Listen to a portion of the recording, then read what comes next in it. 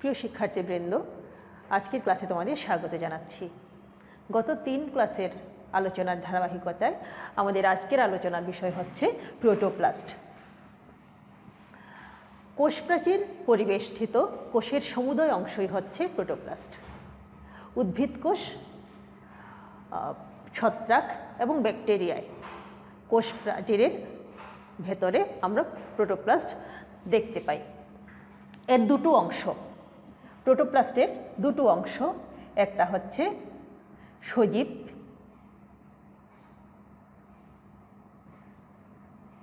আর একটা হচ্ছে নির্জীব। সজীব অংশটাই হচ্ছে প্রোটোপ্লাজম।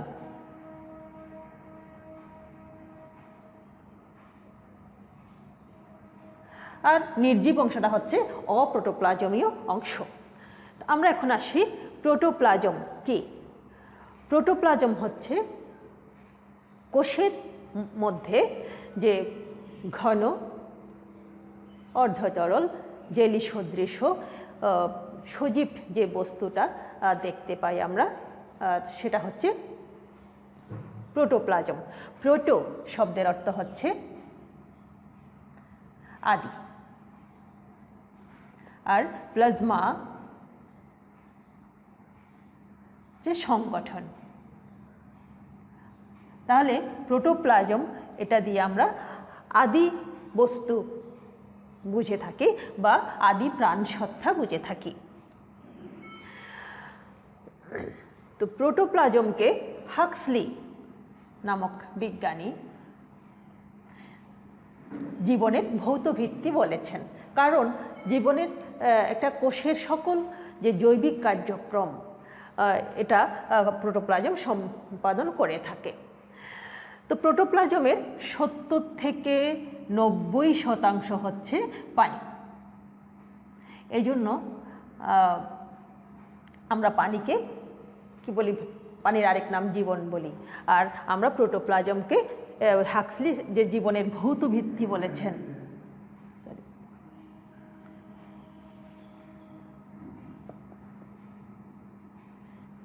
তার কারণ হচ্ছে প্রোটোপ্লাজম সকল জৈবনিক কার্যক্রমগুলো সম্পাদন করে থাকে। আর যেহেতু এর 70 থেকে 90% পানি, তাই পানিকেও আমরা জীবন বলে থাকি। এখন আসি আমরা প্রোটোপ্লাজমের বৈশিষ্ট্য। বৈশিষ্ট্যের মধ্যে আমরা প্রথমেই আসব ভৌত বৈশিষ্ট্য।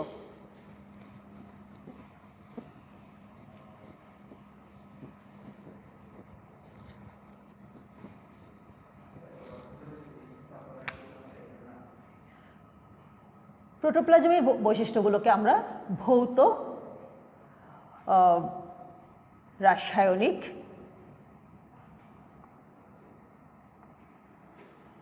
এবং জৈবিক, এই 3 প্রকার বৈশিষ্ট্যে ভাগ করব। প্রথমে আসি আমরা ভৌত বৈশিষ্ট্য। ভৌত বৈশিষ্ট্যগুলো কি কি? এটি আমরা সংজ্ঞা বলার সময় বলেছি, প্রোটোপ্লাজম হচ্ছে কোলয়েডাল, এটা জেলি সদৃশ অর্ধতরল স্বচ্ছ এই জাতীয় একটা পদার্থ। এর এই জেলি বৈশিষ্ট্যটা তরলে রূপান্তরিত হতে পারে, আবার তরল থেকে, অর্থাৎ এটা তরল অবস্থা থেকে জেল অবস্থায় রূপান্তর হতে পারে, আবার জেল অবস্থা থেকে তরল অবস্থায় রূপান্তর হতে পারে। এটা পরিবেশের বৈশিষ্ট্যের উপর নির্ভর করে। এটার আপেক্ষিক গুরুত্ব পানির চেয়ে কিছুটা বেশি। এটা জমে যায় হচ্ছে তাপের উপস্থিতিতে, অ্যালকোহলের উপস্থিতিতে, অ্যাসিডের উপস্থিতিতে এটা জমাট বেঁধে যায়। আমরা আসি এর রাসায়নিক বৈশিষ্ট্য। প্রোটোপ্লাজমের রাসায়নিক বৈশিষ্ট্যের মধ্যে আমরা প্রথমে রাসায়নিক উপাদানগুলো একটু খেয়াল করি। রাসায়নিক উপাদানগুলোর মধ্যে জৈব উপাদান রয়েছে, আবার অজৈব উপাদানও রয়েছে। জৈব উপাদানগুলোর মধ্যে আছে লিপিড, প্রোটিন, কার্বোহাইড্রেট, ভিটামিনস। অজৈব উপাদানগুলো আছে, অজৈব উপাদানগুলোর মধ্যে আছে carbon, hydrogen, oxygen, nitrogen, calcium, magnesium, iron, এইসব উপাদানগুলো। এছাড়া পানি তো আছেই, 70 থেকে 90% হচ্ছে পানি। এরপর আসি আমরা জৈবিক বৈশিষ্ট্য। প্রোটোপ্লাজমের জৈবিক বৈশিষ্ট্য মানে জীবের বৈশিষ্ট্য কী কী? প্রোটোপ্লাজম পরিবেশের বিভিন্ন উত্তেজনায় সাড়া দিতে পারে। এর জীবের একটা বিশেষ বৈশিষ্ট্য হচ্ছে জীব হলে সে মারা যাবে, প্রোটোপ্লাজমের কিন্তু মৃত্যু আছে। এতে অভিস্রবণ প্রক্রিয়ায় পানি শোষণ এবং পানি গ্রহণ এবং পানি ত্যাগ করতে পারে। এগুলো হচ্ছে প্রোটোপ্লাজমের জৈবিক বৈশিষ্ট্য। এছাড়াও খাদ্য গ্রহণ, হজম, শ্বসন, বৃদ্ধি, এইসব মেটাবলিক কাজগুলো প্রোটোপ্লাজম সম্পাদন করে থাকে। অর্থাৎ একটা কোষের প্রোটোপ্লাজমের জৈবিক বৈশিষ্ট্যগুলোই জীবের বৈশিষ্ট্য হিসাবে সূচিত হয়। এরপর আসি আমরা প্রোটোপ্লাজমের চলন। প্রোটোপ্লাজম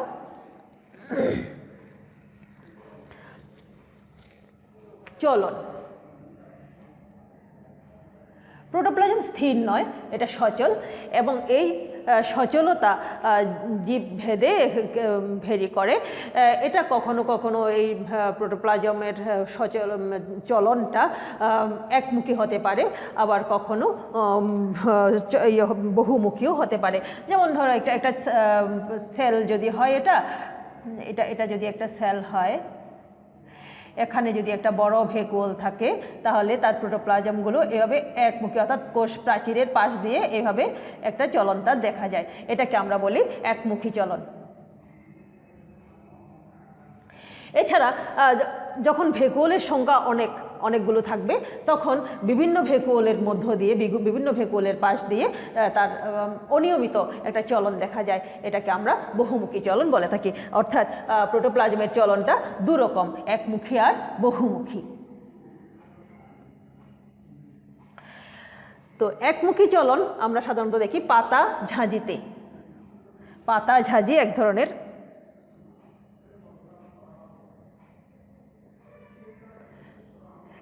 উদ্ভিদ, ওখানে আমরা একমুখী চলন দেখতে পাই। আর বহুমুখী আমরা চলন দেখতে পাই ট্রাডেস্ক্যানশিয়া।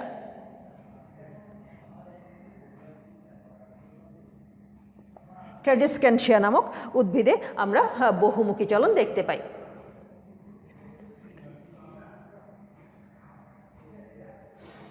আমরা এখন আসি প্রোটোপ্লাজমের বিভিন্ন অংশগুলো।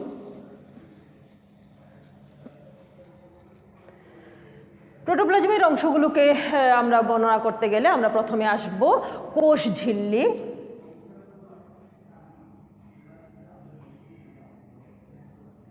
সাইটোপ্লাজম,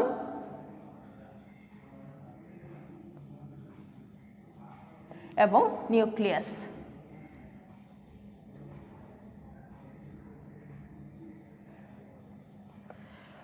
প্রোটোপ্লাজম এই তিনটা অংশে বিভক্ত থাকে: কোষ ঝিল্লি, সাইটোপ্লাজম এবং নিউক্লিয়াস।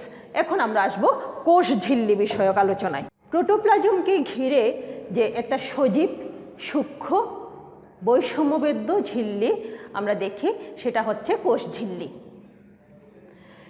কোষ ঝিল্লিকে আমরা আরও কয়েকটা নামে অভিহিত করে থাকি: প্লাজমা মেমব্রেন,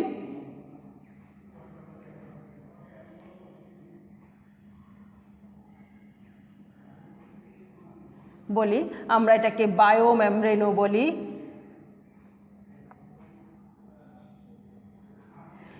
এটাকে সাইটো ঝিল্লিও আমরা বলে থাকি,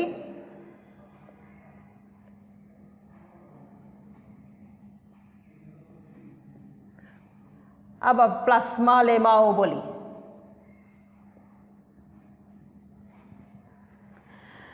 যাই হোক, কোষ ঝিল্লির গঠন আমরা এখন একটু দেখি।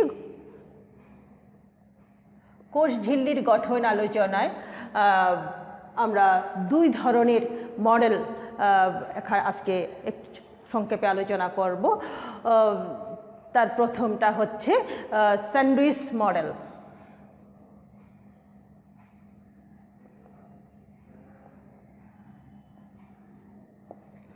আর একটা হচ্ছে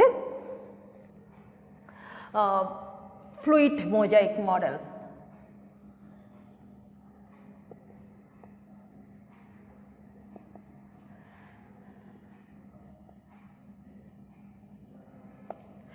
এই দুটো মডেল আমরা আলোচনা করব। প্রথমে আসি আমরা স্যান্ডউইচ মডেল। তো প্রথমটাতে এটা দেন হচ্ছে ডেনিলি,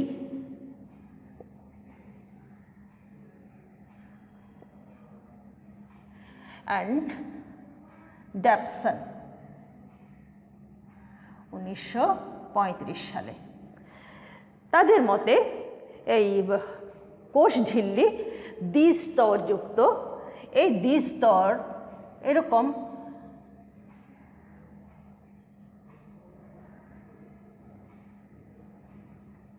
ফসফোলিপিড বাইলেয়ার দিয়ে তৈরি হয়।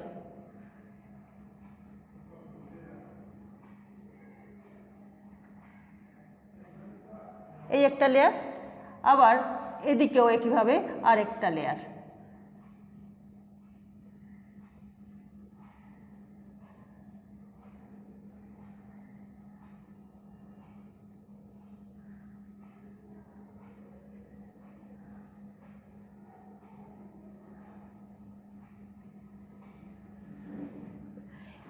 এই দুইটাই হচ্ছে ফসফোলিপিড বাইলেয়ার।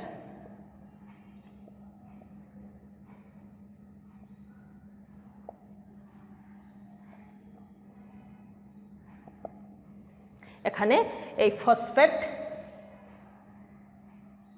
এটা হচ্ছে ফসফেট হেড, আর এটা হচ্ছে ফ্যাটি অ্যাসিড টেইল। এই দুইটা হচ্ছে ফ্যাটি অ্যাসিড টেইল বা লেস, এই দিয়ে ফসফোলিপিড বাইলেয়ার। তারপরে এখানে এর উপরের স্তরে প্রোটিন অণু থাকে, এভাবে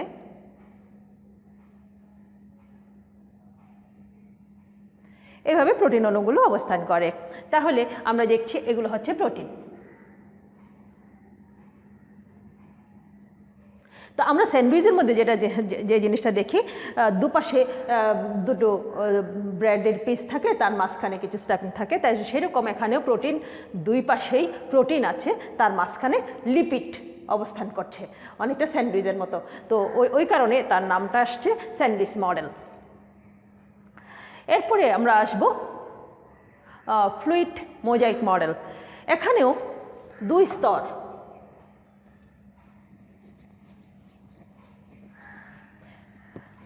একইভাবে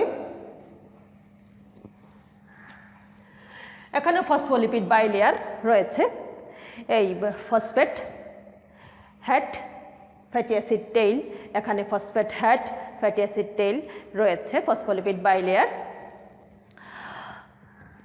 তো এর মাঝখানে আমরা দেখতে পাচ্ছি কিছু কোলেস্টেরল অণু এখানে রয়েছে। এখানে আমরা প্রোটিন অণুও দেখতে পাচ্ছি। প্রোটিন অণু, এগুলোকে মেমব্রেন প্রোটিন আমরা বলে থাকি। তাহলে এর উপাদান আমরা যদি ফ্লুইড মোজাইক মডেল অনুসারে কোষ ঝিল্লির উপাদানগুলো একটু খেয়াল করি, তাহলে আমরা প্রথমে দেখব ফসফোলিপিড বাইলেয়ার, দুই হচ্ছে মেমব্রেন প্রোটিন। এক নম্বর উপাদান হচ্ছে ফসফোলিপিড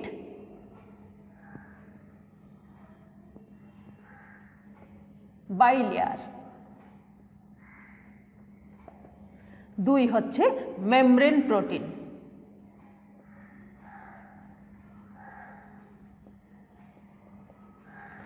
মেমব্রেন প্রোটিন অর্থাৎ মেমব্রেনে, প্লাজমা মেমব্রেনে যে প্রোটিনগুলো অবস্থান করছে সেগুলো হচ্ছে মেমব্রেন প্রোটিন। তো মেমব্রেন প্রোটিন কী কী আছে? প্রথমে আমরা দেখি কি, এই যে পেরিফেরাল প্রোটিন। পেরিফেরাল প্রোটিন মানে পেরিফেরির দিকে যে প্রোটিন অণুগুলো অবস্থান করছে, পেরিফেরি মানে পরিধির দিকে অর্থাৎ সারফেসে যারা অবস্থান করছে, এরা হচ্ছে পেরিফেরাল প্রোটিন। এরপরে ইন্টিগ্রাল প্রোটিন। ইন্টিগ্রাল প্রোটিন হচ্ছে, খেয়াল করি আমরা, এই পুরো দুই স্তর ব্যাপ্ত হয়ে আছে, এই পুরো দুই স্তর জুড়ে যে প্রোটিনটা সেটা হচ্ছে ইন্টিগ্রাল প্রোটিন। আর লিপিড করে, এই যে লিপিড অণু, লিপিড করে যে প্রোটিনটা, এই যে এই প্রোটিনগুলো, এগুলো হচ্ছে লিপিড সম্পৃক্ত প্রোটিন। তাহলে আমরা এখানে 3 ধরনের প্রোটিন আমরা দেখতে পাচ্ছি মেমব্রেনে। এরপরে আসি আমরা কোলেস্টেরল অণু।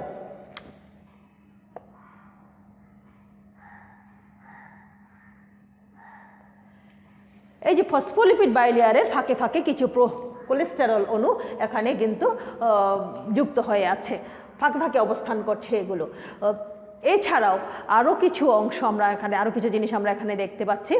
যেমন আমরা এখানে দেখি প্রোটিনের সাথে, এই প্রোটিন অণুর সাথে কিছু কার্বোহাইড্রেট সংযুক্ত হয়েছে। এই কার্বোহাইড্রেটগুলো কিন্তু পলিস্যাকারাইড জাতীয় কার্বোহাইড্রেট। তো এটাকে আমরা বলছি গ্লাইকোপ্রোটিন।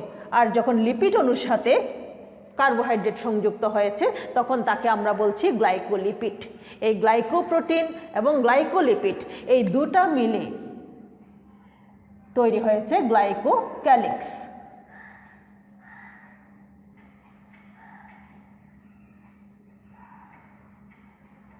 আমরা কি বললাম, প্রোটিন অণু, এই যে প্রোটিন অণুর সাথে যখন কার্বোহাইড্রেট অর্থাৎ পলিস্যাকারাইড সংযুক্ত হলো তখন তাকে আমরা বলছি গ্লাইকোপ্রোটিন।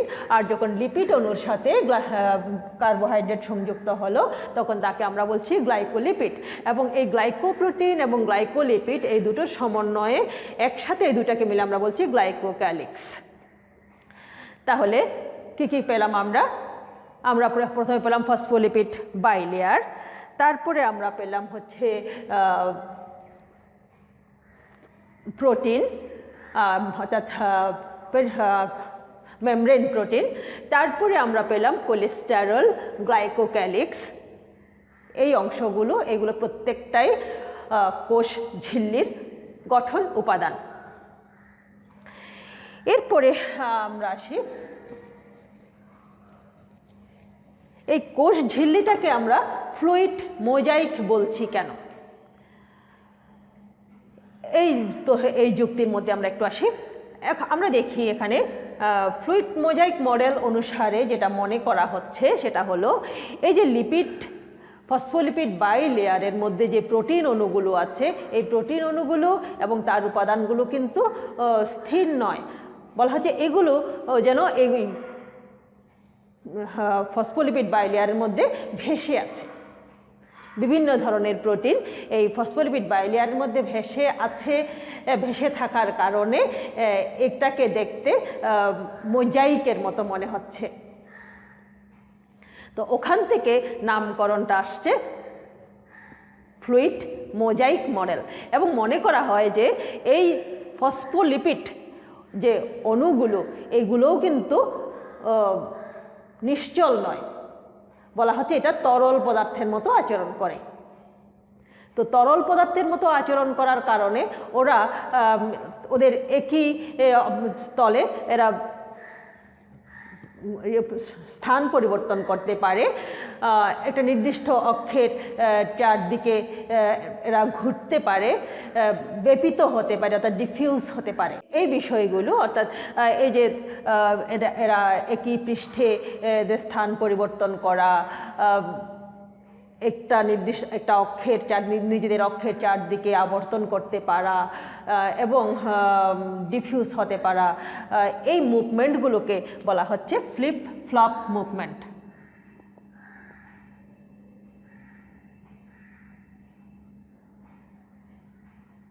যেটা ফ্লুইড মোজাইক মডেলকে অর্থাৎ এটা একটা তরল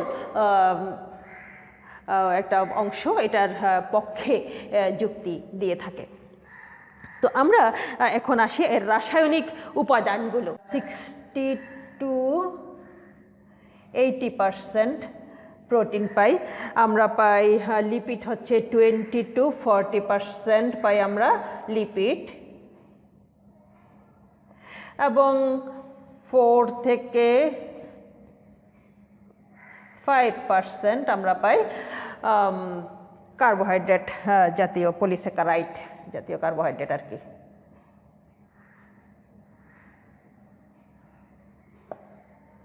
আমরা 60 থেকে 80% এখানে প্রোটিন পাই, আমরা লিপিড পাই 20 থেকে 40%, আমরা পাই 4 থেকে 5% হচ্ছে পলিস্যাকারাইড।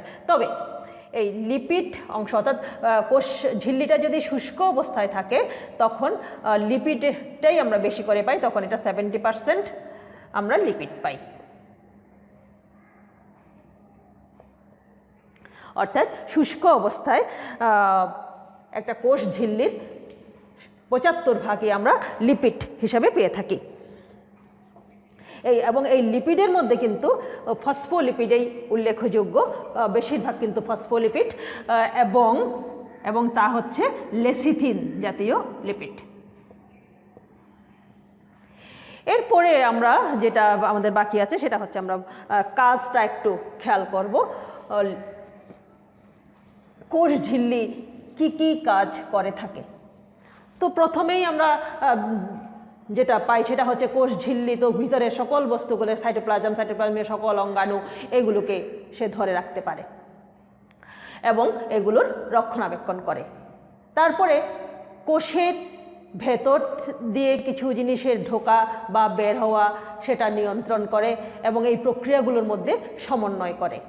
তারপরে এটা বিভিন্ন ধরনের জৈব অণু, ম্যাক্রোমলিকিউল অর্থাৎ বড় বড় অণুগুলোকে এরা সিনথেসিস অর্থাৎ সংশ্লেষণ করতে পারে অর্থাৎ তৈরি করতে পারে।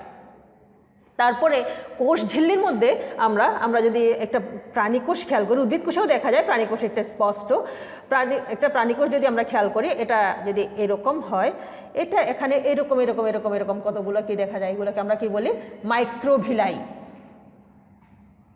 মাইক্রোভিলাস বা মাইক্রোভিলাই আমরা দেখে থাকি। এই মাইক্রোভিলাইগুলো কোনো কোনো সময় দেখা যায় যে এগুলো বেশ এরকম করে ভিতরে প্রতিত হয়ে আছে, তখন এটাকে আমরা পিনোসাইটিক ফোসকা বা পিনোসাইটিক ভেসিকল বলে থাকি। এই পিনোসাইটিক ভেসিকলগুলো কিন্তু তরল পদার্থ ধারণ করতে পারে। আবার কিছু কিছু ক্ষেত্রে এই কিছু কিছু এরকম ভেসিকল আছে যেগুলো কঠিন পদার্থ ধারণ করে রাখে, এইগুলোকে আমরা বলি ফ্যাগোসাইটিক ভেসিকল। তাহলে এখানে দুই ধরনের ভেসিকল আমরা দেখি, একটা হচ্ছে পিনোসাইটিক ভেসিকল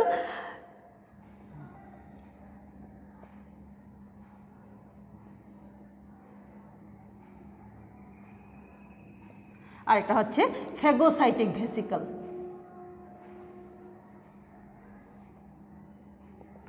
পিনোসাইটিক ভেসিকল হলে সেটা তরল পদার্থ ধারণ করে রাখে, ফ্যাগোসাইটিক ভেসিকল হলে সেটা কঠিন পদার্থ ধারণ করে রাখে। এটাও কোষ ঝিল্লির একটা কাজ। তাছাড়া এটা বিভিন্ন ধরনের এনজাইম ধারণ করে, অনেকগুলো এনজাইম এখানে বিন্যস্ত থাকে, অর্থাৎ বলা হয়ে থাকে এটা একটা ফ্রেম হিসাবে কাজ করে যেখানে এনজাইমগুলো বিন্যস্ত হয়। এটা নিউরোট্রান্সমিটার হিসাবেও কাজ করে, স্নায়ু উদ্দীপনা বহন করে ইত্যাদি বিভিন্ন ধরনের কাজ আমরা